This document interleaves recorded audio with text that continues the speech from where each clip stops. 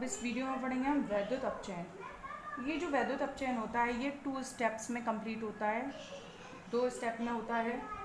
प्राथमिक अपचयन, जो प्राथमिक वैद्युत अपचयन होता है वो अम्लीय और क्षारीय 2 स्टेप्स में होता है, जिसमें प्राथमिक जो वैद्युत अपचयन होता है उसमें अम्लीय और क्षारीय माध्यम में उत्पाद बनते हैं। अब अम्लीय क्षारीय माध्यम में उत्पाद कैसे बने हैं ये देख लो।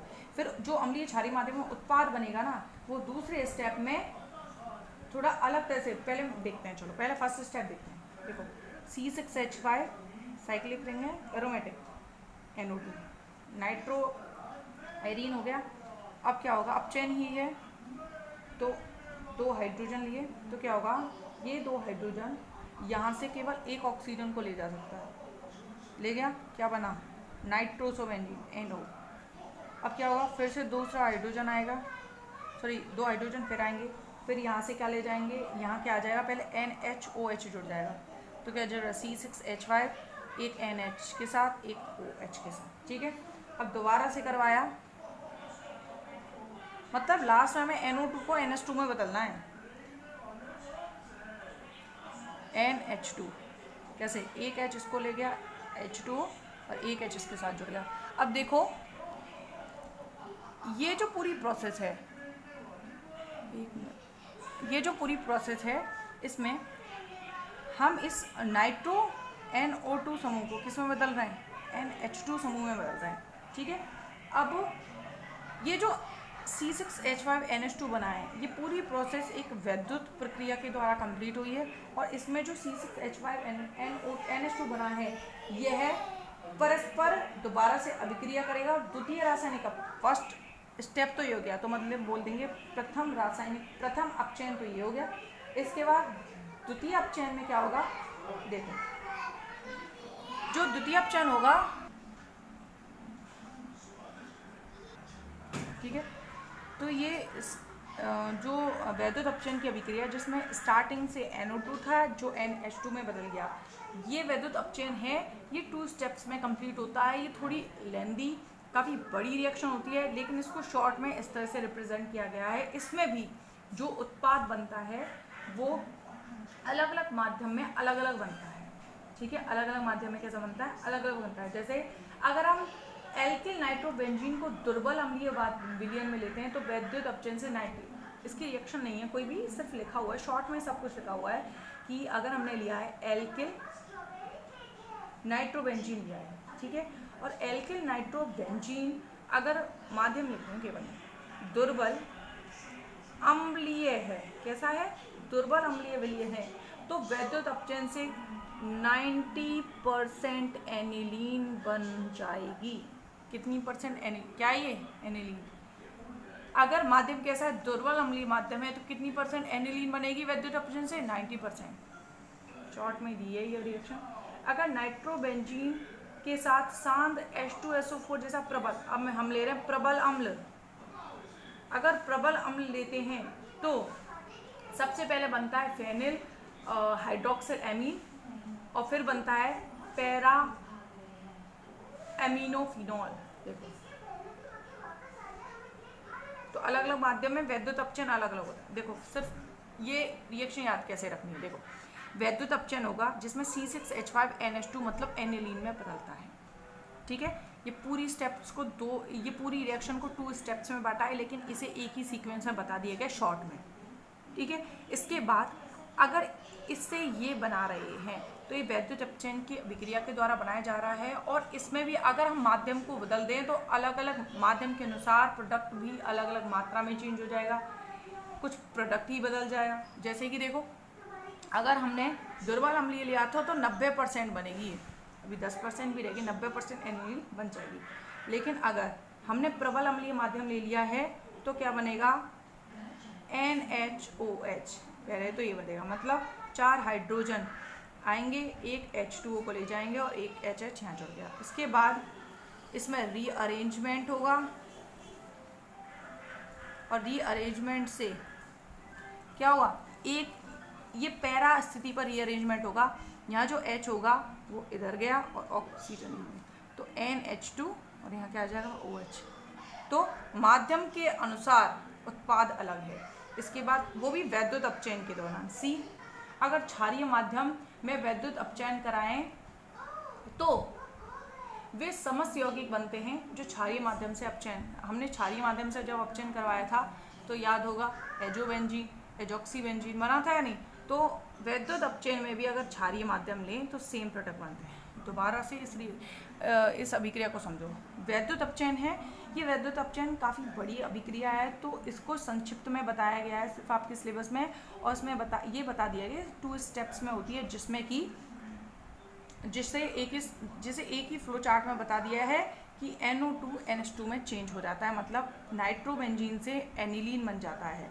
अगर इसमें माध्यम को बदल दिया जाए तो उत्पाद में भिन्नता आ जाती है वैद्युत अपचयन में भी। जैसे अगर दुर्बल अम्लीय माध्यम है तो एनिलीन बनता है, ठीक है। हमने वो अभिक्रिया पढ़ी थी जो पहले अम्लीय क्षारीय, तो उसमें हमने एरिल क्या बोलते हैं वैद्युत अपचयन की बात नहीं की थी। अब हम इसमें वैद्युत अपचयन की बात कर रहे हैं। इसमें अम्लीय माध्यम है दुर्बल तो 90% एनिलीन, प्रबल माध्यम है तो रीअरेंजमेंट होगा, और क्षारीय है तो कोई फर्क नहीं है। जैसे पहले अभिक्रिया बताई थी क्षारीय माध्यम में, सेम वैसी ही क्षारीय माध्यम में अभिक्रिया कंप्लीट होती है। ये हो गया वैद्युत अपचयन। इसके बाद है नेक्स्ट, देखो हमने पढ़ा है एक पिक्रिक अम्ल। अब हम इसे पढ़ते हैं पिक्रिक अम्ल। अब पिक्रिक अम्ल की पहले मैं स्ट्रक्चर दिखाती हूँ।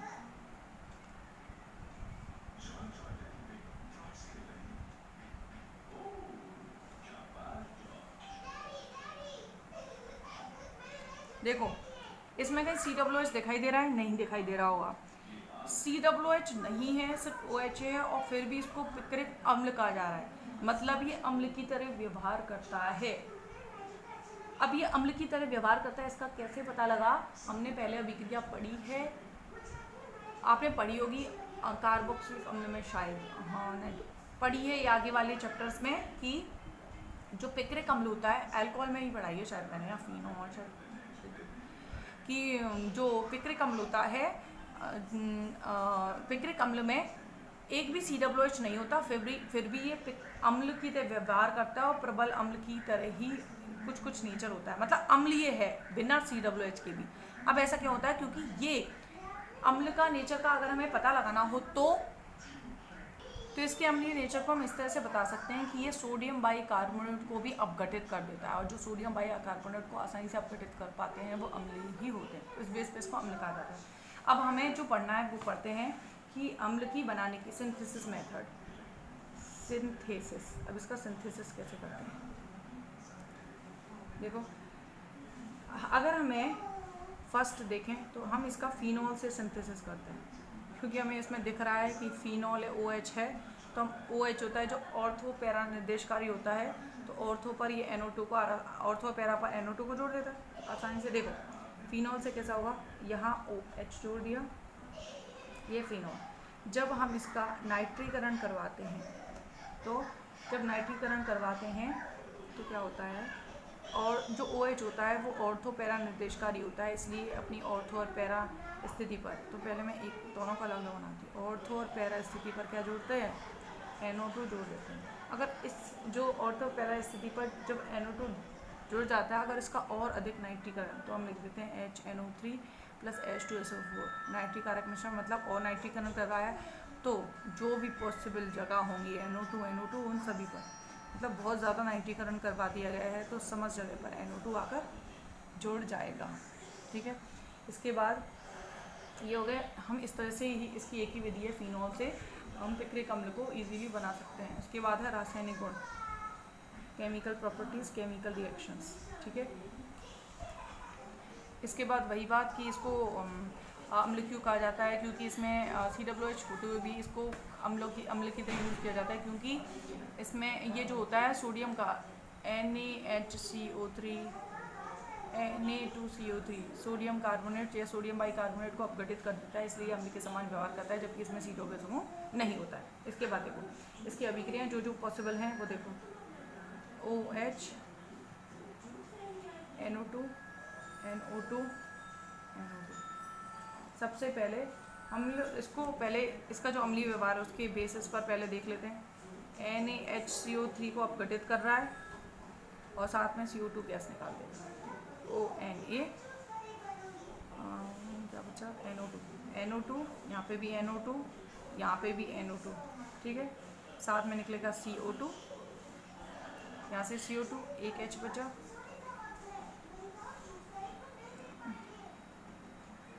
और साथ में निकल जाएगा H2, यहाँ से एक H, यहाँ से एक H, यहाँ से एक ऑक्सीजन, H2 निकल गया, CO2 के रूप में। CO2 गैस निकलती है जब सोडियम बाइकार्बोनेट का अपघटन होता है, तो साथ में CO2 गैस निकलती है। ये बताता है कि ये अम्लीय है। इसके बाद नेक्स्ट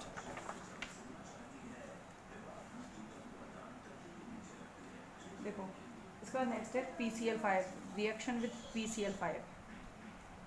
जब हम PCl5 के साथ इसकी अभिक्रिया करवाते हैं, तो जैसे फिनोल के साथ अभिक्रिया दी थी, उसी तरह ही यहाँ पे जो OH है वो ये अभिक्रिया करेगा।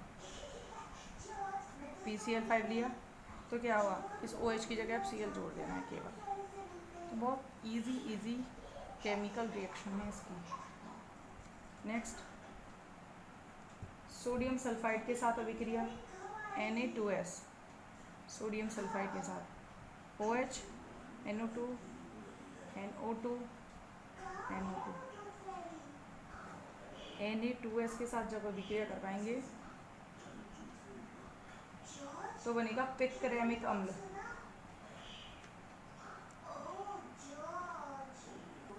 इसमें बनता है पिक्रेमिक एसिड। तो पिक्रेमिक एसिड होता है NH2।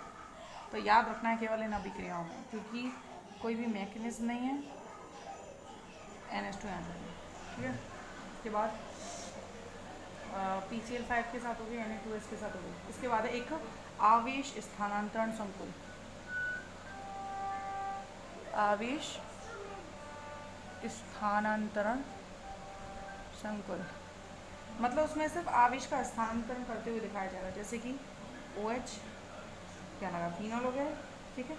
इसमें जो फिनोल होता है वो दाता की तरह कार्य करता है, और जो पिक्रिक अम्ल होता है वो ग्राही की तरह कार्य करता है। ग्राही की तरह कार्य करता है। अब ग्राही की तरह कार्य क्यों करता है, इसका एक रिवीजन भी समझ सकते हैं। इन तीनों का प्रभाव होता है -M या फिर -I, मतलब जो इलेक्ट्रॉन को खींचता है। इलेक्ट्रॉन की कमी वैसे ही कर रखी होगी इसमें, तो ग्राही की तरह इजीली काम कर सकता है। तो सिर्फ इस पर आंशिक, जैसे ये इलेक्ट्रॉन उसको दे देगा तो इस पर आंशिक धनावेश और इस पर आंशिक ऋणात्मक, बस केवल साइन दिखाने। दोनों को पास में लिख दो, NO2, NO2, NO2, यहाँ OH।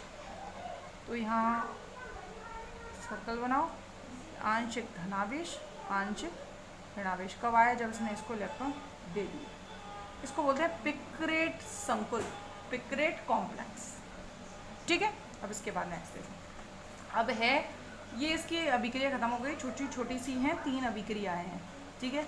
अब इसके बाद है एमीन की स्ट्रक्चर। अभी तक हमने इसकी स्ट्रक्चर के बारे में तो बात ही नहीं की। तो एमीन की स्ट्रक्चर कैसे, एमीन कैसे बनाए, जो हम जैसे हम एक सीधी चेन की RH2, ये एमीन ही तो है, ठीक है। एमीन के बारे में पढ़ेंगे हम। अब देखो एमीन, हमने चैप्टर का नाम लिखा था नाइट्रोजन के ऑर्गेनिक कंपाउंड, तो हम नाइट्रो एल्केन तो इसमें पढ़ चुके हैं। अब हम एमीन पढ़ेंगे, जो इसमें एमीन में भी तो नाइट्रोजन भी होता है, कार्बन, इसमें नाइट्रोजन भी कार्बन। तो अब इसकी स्ट्रक्चर के बारे में पढ़ेंगे। देखो, अगर हम अमोनिया में से एक H हटा देते हैं और एक R लगाते हैं तो ये बनता है प्राथमिक एमीन। अगर एक H और हटा दें तो ये बनता है द्वितीयक एमीन। एक H और हटा दें तो ये बनता है तृतीयक एमीन, ठीक है। प्राथमिक, द्वितीयक, तृतीयक बन गया। अगर हम इसमें से इस लोन पेयर को भी हटा दें तो N के साथ अब 4 R जोड़ दिया हमने, एक लोन पेयर देके, मतलब इसको लोन पेयर दिए, तो अब 4 बॉन्ड बनाते इस पे आ जाएगा पॉजिटिव चार्ज, और इस पॉजिटिव चार्ज को संतुलित करने के लिए कोई भार X- ले लो, ठीक है। तो इसको बोलते हैं चतुष्क अमोनियम लवण।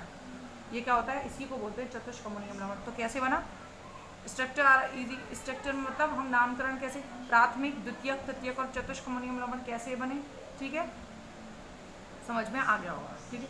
स्ट्रक्चर की बात करें तो अमोनिया की जैसी ही कुछ स्ट्रक्चर होगी, जिसमें एक लॉन पेयर है, सिर्फ एक एल्किल समूह जोड़ते हुए जाना है, एक एक हटाते हुए जाना है, ये हो गया। और इनके जो भी एग्जाम्पल हैं वो नोट्स में दिए हुए। ठीक है। अब इसके बाद देखो एमिनो की बहुत physical properties, physical properties of amines,